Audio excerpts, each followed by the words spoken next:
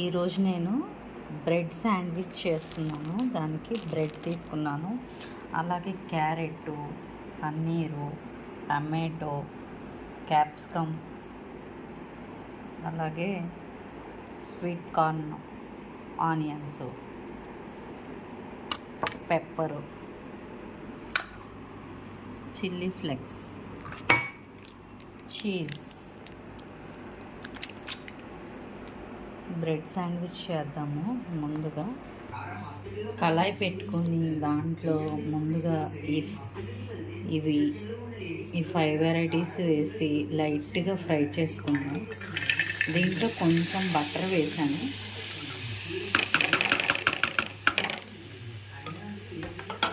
లైట్గా ఫ్రై చేద్దాం. చాలా లైట్గా క్రిస్పీగా ఉండాలి కదా, చాలా లైట్గా ఫ్రై చేద్దాం.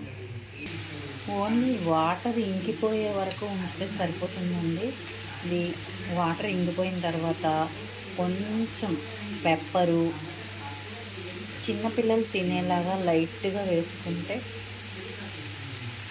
చాలా బాగుంటుంది.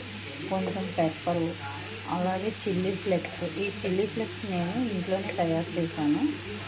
అది కొంచెం వేసేసుకుందాము.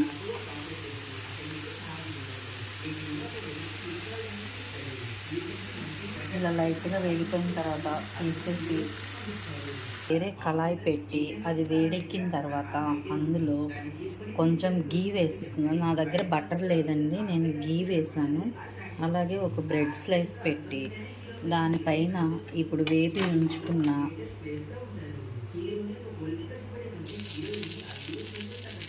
ఇది పరిచేద్దాము. ఇలా వేపి ఉంచుకున్న వాటిని పరిచేసి దానిపైన చీజ్ పెట్టేద్దాము.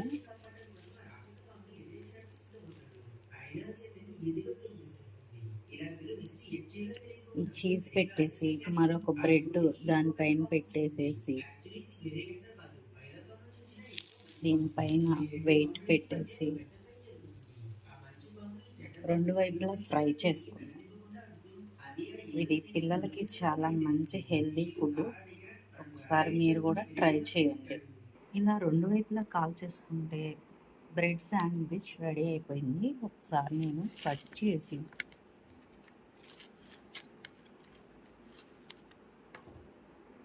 ఎంతో టేస్టీగా ఉండే బ్రెడ్ శాండ్విచ్ రెడీ అయిపోయింది. మీరు కూడా ట్రై చేయండి. ఇది పిల్లలు బాగా ఇష్టంగా తింటారు, అలాగే హెల్దీ స్నాక్ కూడా.